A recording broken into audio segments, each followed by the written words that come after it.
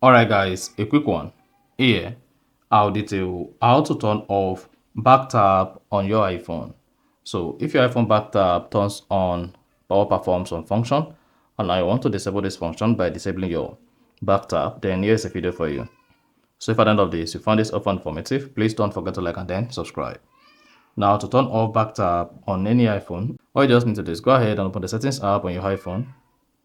Scroll down the page, locate and click on accessibility. Then scroll down, click on touch under physical and motor. Once you click on that, I want to scroll down the touch page, locate and click on back tab. You see my back tab is turned on.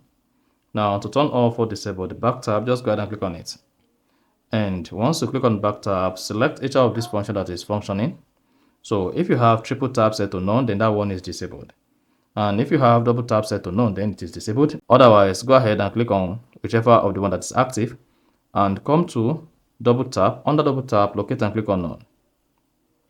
And once you click on none, you can now hit the back button. Then if you see your back tab set to none. Once you have back tab set to none, then that shows the back tab is now disabled. Whatever function you assign to the back tab will no longer be active, and then you're good to go. So that is basically how to turn off or disable back tap on your iPhone. So if you found this offer informative, please don't forget to like and then subscribe.